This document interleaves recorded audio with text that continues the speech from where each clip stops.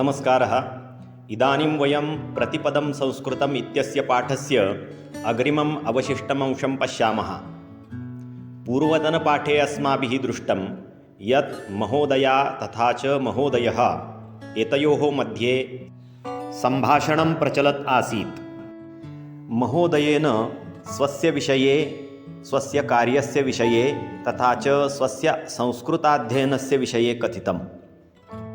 तदनन्तरं किम् अभवत् तस्य वाचनं प्रथमं कुर्मः। तयोः पृष्ठतः केचन युवकाः गोष्ठिषु रताः।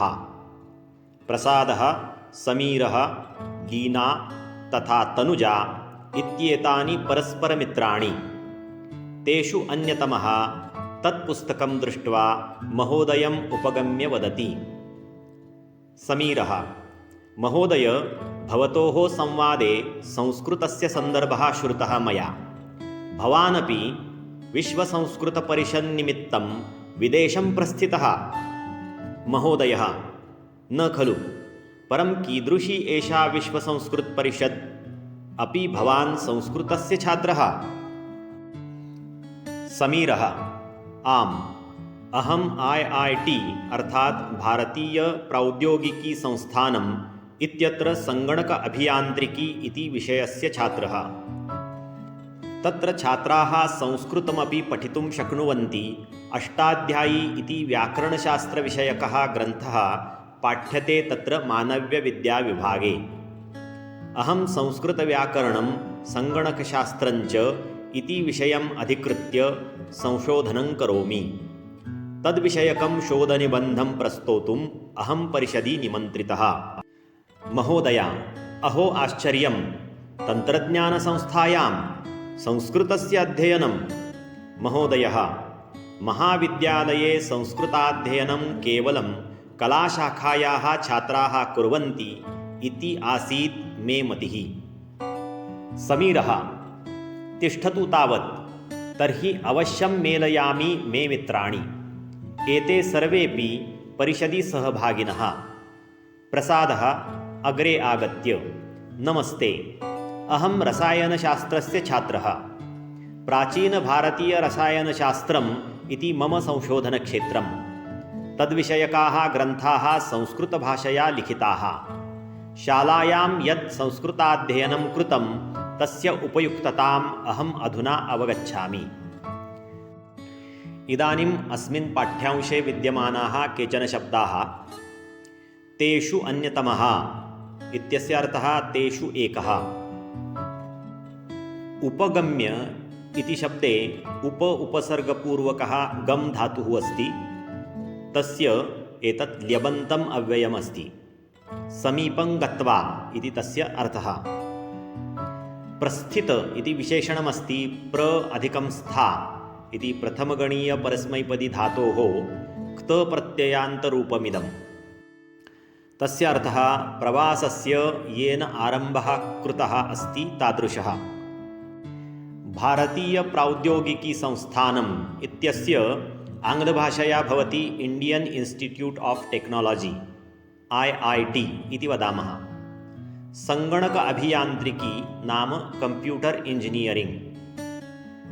मानव्यविद्या इत्यस्य आङ्ग्लभाषया भाषान्तरं भवति ह्यूमेनिटीज़ इति।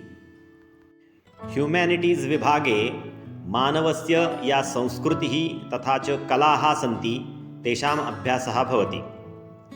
प्रस्तोतुम् इत्यस्मिन् शब्दे प्र उपसर्गपूर्वकः स्तु इति धातुः अस्ति। द्वितीयगणीयः उभयपदी धातुः एषः।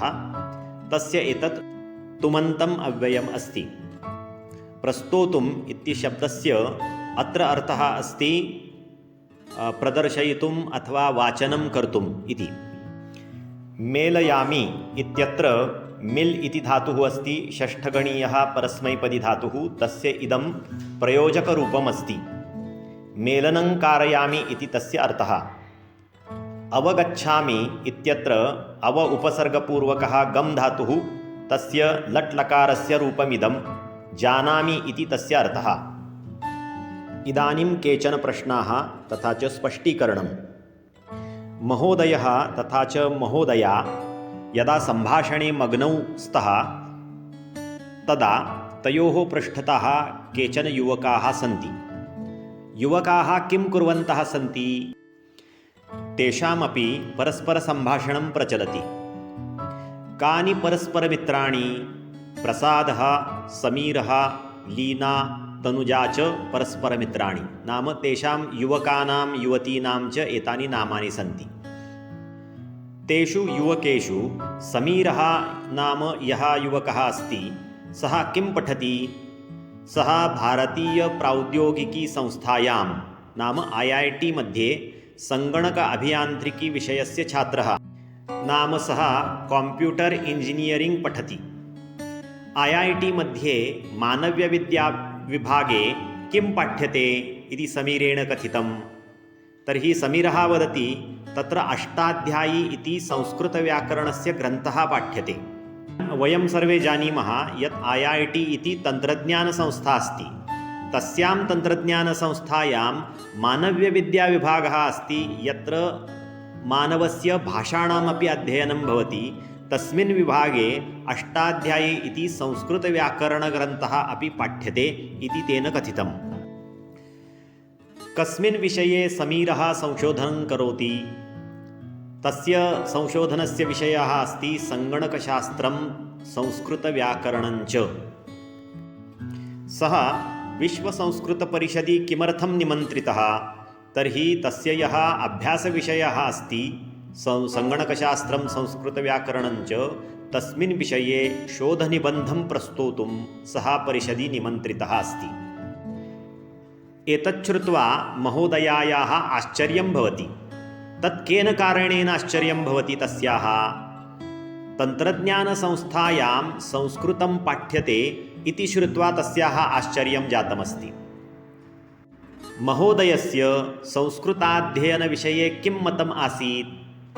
केवलं कलाशाखायां संस्कृताध्ययनं भवितुं शक्नोति इति तस्य मतम् आसीत्। प्रसादः अग्रे आगत्य स्वस्य विषये संज्ञापनं ददाति। प्रसादः कस्य विषयस्य छात्रः?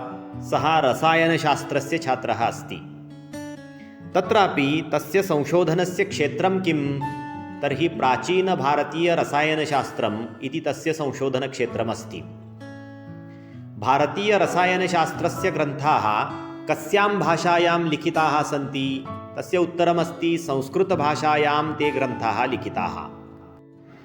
यदा प्रसादः शालायाम् आसीत् तदा यत् संस्कृताध्ययनं तेन कृतं तस्य अध्ययनस्य इदानीं मम कार्यक्षेत्रे उपयोगः भवति इति प्रसादः वदति। इतः परं यः पाठ्यांशः तं वयम् अग्रिमे भागे पश्यामः। तावत्पर्यन्तं नमो नमः। धन्यवादाः।